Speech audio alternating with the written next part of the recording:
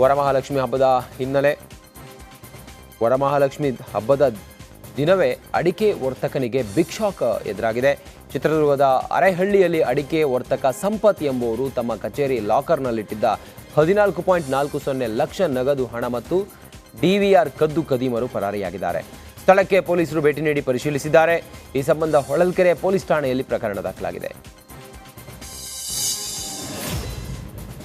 ಕೋಲ್ಕತ್ತಾ ಪ್ರಕರಣ ಖಂಡಿಸಿ ರೇಪ್ ಪ್ರಕರಣವನ್ನು ಖಂಡಿಸಿ ಇವತ್ತು ಹುಬ್ಬಳ್ಳಿ ಖಾಸಗಿ ಆಸ್ಪತ್ರೆ ವೈದ್ಯರು ಮುಷ್ಕರಕ್ಕೆ ಕರೆ ಕೊಟ್ಟಿದ್ದಾರೆ. ನಗರದಲ್ಲಿ ಇವತ್ತು ಬಹುತೇಕ ಖಾಸಗಿ ಆಸ್ಪತ್ರೆಗಳ ಒಪಿಡಿಗಳು ಸಂಪೂರ್ಣ ಬಂದ್ ಆಗಲಿವೆ. ಸಮಾಜದಲ್ಲಿ ನಡೆಯುವ ಇಂತಹ ಕೃತ್ಯಗಳಿಗೆ ಕಡಿವಾಣ ಹಾಕಬೇಕಿದೆ. ಇಂತಹ ಕೃತ್ಯ ಎಸಗುವವರಿಗೆ ತಕ್ಕ ಶಿಕ್ಷೆ ವಿಧಿಸಬೇಕು ಅಂತೇಳಿ ವೈದ್ಯರು ಆಗ್ರಹಿಸಿದ್ದಾರೆ. ಕೋಲ್ಕತ್ತಾದಲ್ಲಿ ವೈದ್ಯ ಮೇಲಿನ ರೇಪ್ ಆ್ಯಂಡ್ ಮರ್ಡರ್ ಖಂಡಿಸಿ ಮಡಿಕೇರಿಯಲ್ಲಿ ಮೊಂಬತ್ತಿ ಹೊತ್ತಿಸಿ ಮೌನ ಪ್ರತಿಭಟನೆ ಮಾಡಿದರು. ನಗರದ ಜನರಲ್ ತಿಮ್ಮಯ್ಯ ವೃತ್ತದಲ್ಲಿ ಮಾಜಿ ಸ್ಪೀಕರ್ ಕೆಜಿ ಬೋಪಯ್ಯ ನೇತೃತ್ವದಲ್ಲಿ ಪ್ರತಿಭಟನೆ ನಡೆಸಿದರು. ಬಿಜೆಪಿ ಜಿಲ್ಲಾಧ್ಯಕ್ಷ ರವಿ ಕಾಳಪ್ಪ, ನಗರಸಭಾ ಮಾಜಿ ಅಧ್ಯಕ್ಷೆ ಅನಿತಾ ಪೂವಯ್ಯ ಹಾಗೂ ಬಿಜೆಪಿಯ ಪ್ರಮುಖ ನಾಯಕರು ಭಾಗಿಯಾಗಿದ್ದರು.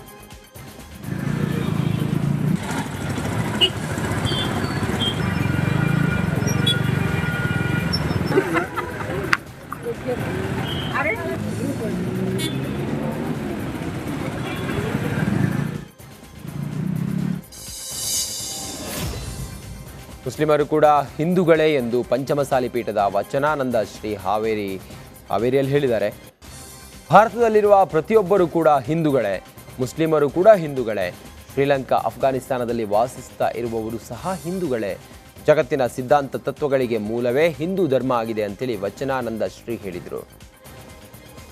ದೇಶದಲ್ಲಿರುವಂಥ ಮುಸ್ಲಿಮರು ಕೂಡ ಹಿಂದೂಗಳೇ. ನಮ್ಮದು ಅಖಂಡ ಭಾರತ ಕಲ್ಪನೆ.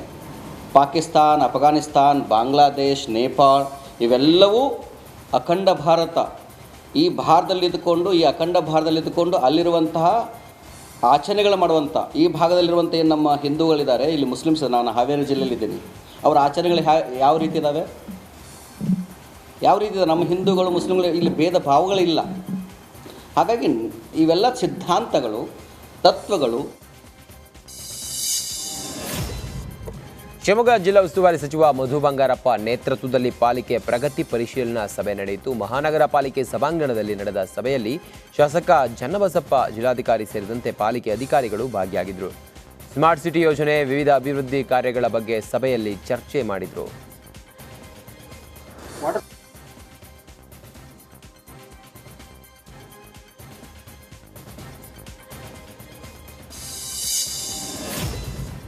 ಕೇಂದ್ರ ಸಚಿವ ವಿ ಸೋಮಣ್ಣಗೆ ತುಮಕೂರಿನಲ್ಲಿ ನೀಡಲಾಗಿದ್ದ ಕಚೇರಿಯನ್ನು ವಾಪಸ್ ಪಡೆದು ರಾಜ್ಯ ಸರ್ಕಾರ ಬಿಗ್ ಶಾಕ್ ಕೊಟ್ಟಿದೆ.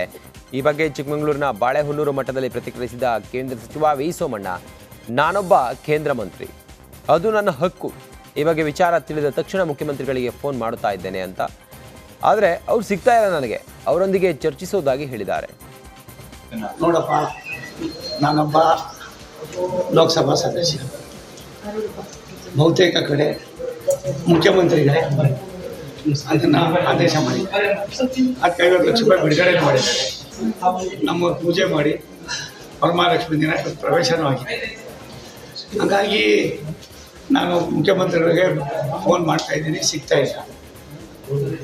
ಒಂದು, ನಾನೊಬ್ಬ ಕೇಂದ್ರದ ಮಂತ್ರಿ, ನನ್ನ ಹಕ್ಕು. ಅವರೆಲ್ಲ ಡಿ ಸಿ ಆಫೀಸಲ್ಲಿ ಒಂದು 3ನೇ ಫ್ಲೋರ್ನಲ್ಲಿ 2ನೇ ಫ್ಲೋರ್ನಲ್ಲಿ ಇದ್ದಿದ್ದನ್ನು ಯಾರಿಗೂ ಹೋಗೋಕ್ಕೋ ಅಂತ ಪರಿಸ್ಥಿತಿ ಇಲ್ಲ. ಸಾರ್ವಜನಿಕರಿಗೋಸ್ಕರ ನಾವು ಕೇಳಿದ್ವಿ, ಕೊಟ್ಟಿದ್ವಿ, ಮುಖ್ಯಮಂತ್ರಿಗಳು ಕೊಟ್ಟಿದ್ವಿ. ಅದ್ರ ಹಿಂದೆ ಏನಿದೆ ಗೊತ್ತಿಲ್ಲ, ನಾನು ಓದ್ಬೇಕು. ಯತ್ನಾಳ್ ಟೀಮ್ ಪಾದಯಾತ್ರೆ ಮಾಡುವ ವಿಚಾರಕ್ಕೆ ಮಾಜಿ ಸಚಿವ ರೇಣುಕಾಚಾರ್ಯ ರಿಯಾಕ್ಟ್ ಮಾಡಿದ್ದಾರೆ. ನಮ್ಮಲ್ಲಿ ಭಿನ್ನಾಭಿಪ್ರಾಯ, ಗೊಂದಲಗಳು ಬೇಡ.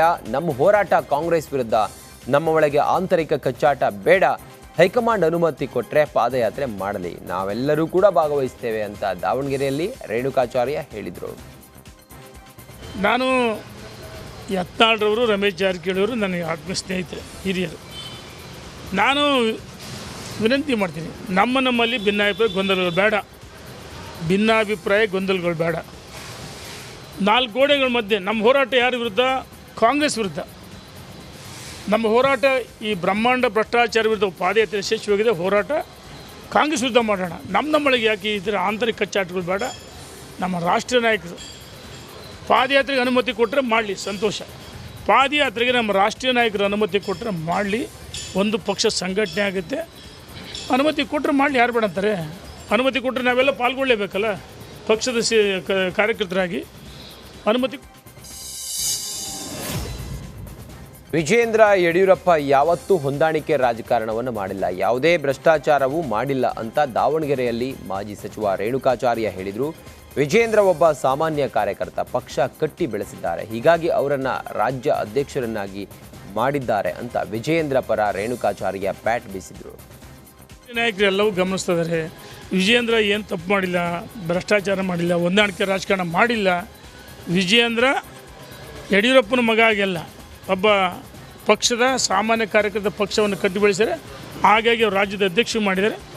ಅವರ ನೇತೃತ್ವದಲ್ಲಿ ಇವತ್ತು ಪಕ್ಷ ಸಂಘಟನೆ ಮಜಬೂತ್ ಆಗ್ತದೆ. ವಿಜೇಂದ್ರ ಯಡಿಯೂರಪ್ಪನವ್ರು ಯಾವತ್ತೇ ಮ್ಯಾಚ್ ಫಿಕ್ಸಿಂಗ್ ರಾಜಕಾರಣಿ ಅಲ್ಲ, ಹೊಂದಾಣಿಕೆ ರಾಜಕಾರಣ ಮಾಡಿಲ್ಲ. ಶಿಕಾರಿಪುರ ಕ್ಷೇತ್ರ ಅವರಿಗೆ ಅವರು ಮಾಡಿದಂಥ ಅಭಿವೃದ್ಧಿ ಕೆಲಸಗಳು ನೋಡಿ ಅವನ್ನ ಯಡಿಯೂರಪ್ಪನವ್ರು ಮಾಡಿದ ಸಾಧನೆಗಳು ಅದನ್ನು ವಿಜೇಂದ್ರ ಶಾಸಕರು ಆಯ್ಕೆ ಮಾಡಿದ್ದಾರೆ. ರಾಷ್ಟ್ರೀಯ ನಾಯಕರು ಎಲ್ಲವೂ ಗಮನಿಸ್ತಾ ಇದ್ದಾರೆ. ಮೈಸೂರು ಜಿಲ್ಲೆಯ ಪಿರಿಯಾಪಟ್ಟಣ ತಾಲೂಕಿನ ಮರಡಿಯೂರು ಗ್ರಾಮದಲ್ಲಿ ರೈತರು ಅಧಿಕಾರಿಗಳನ್ನು ತರಾಟೆಗೆ ತೆಗೆದುಕೊಂಡಿದ್ದಾರೆ. ಕಂದಾಯ ಇಲಾಖೆಯ ಅಧಿಕಾರಿಗಳ ಬೇಜವಾಬ್ದಾರಿತನದ ಪರಮಾವಧಿಗೆ ರೈತರು ಸಚಿವರ ಮುಂದೆಯೇ ತಮ್ಮ ಸಮಸ್ಯೆಗಳನ್ನು ಹೇಳಿಕೊಂಡರು. ಪಶುಸಂಗೋಪನೆ ಸಚಿವ ಕೆ ವೆಂಕಟೇಶ್ ಮುಂದೆಗೆ ತರಾಟೆಗೆ ತೆಗೆದುಕೊಂಡಿದ್ದು, ವೇದಿಕೆ ಮೇಲೆ ಸಚಿವರು ಮೂಕ ಪ್ರೇಕ್ಷಕರಂತೆ ಕುಳಿತಿದ್ರು. ಏನ್ ಕ್ಲೀನ್ ಮಾಡಿದ್ರಿ ನೀವು? ಮನೆ ಬಾಗಿಲ ಕಿತ್ತೋದ್ರೆ ಅಲ್ಲಿ ಡೋರ್ ಹಾಕಿದೀವಿ ನಾವು. ನಮ್ಗೆ ಏನಂದ್ರೆ ವಿಭಾಗ ಮಾಡ್ಕೊಳ್ಳೋಕೆ ತುಂಬಾ ಸಮಸ್ಯೆ, ಒಬ್ಬರು ಸೈನ್ ಹಾಕ್ಬೇಕು. ಕಾಡಾನೆಗಳು ದಾಂಧಲೆ ಮಾಡಿದ್ದರಿಂದಾಗಿ ಹಾಸನದ ಸಕಲೇಶಪುರ ತಾಲೂಕಿನ ಕ್ಯಾನಹಳ್ಳಿ ಗ್ರಾಮಸ್ಥರು ಆತಂಕಗೊಂಡಿದ್ದಾರೆ. ಕಾಫಿ, ಬಾಳೆ, ಮೆಣಸು ತುಳಿದು ಅಪಾರ ಪ್ರಮಾಣದ ಬೆಳೆ ನಾಶ ಮಾಡಿದ್ದಾವೆ. ಹರೀಶ್ ಎಂಬುವರಿಗೆ ಸೇರಿದ ಕಾಫಿ ತೋಟಕ್ಕೆ ಲಗ್ಗೆ ಇಟ್ಟ ಗಜಪಡೆ ಬೆಳೆಯನ್ನು ನಾಶಗೊಳಿಸಿದೆ. ಕಾಡಾನೆಗಳು ಓಡಿಸುವಂತೆ ಅರಣ್ಯ ಇಲಾಖೆಗೆ ಸ್ಥಳೀಯರು ಒತ್ತಾಯಿಸಿದ್ದಾರೆ.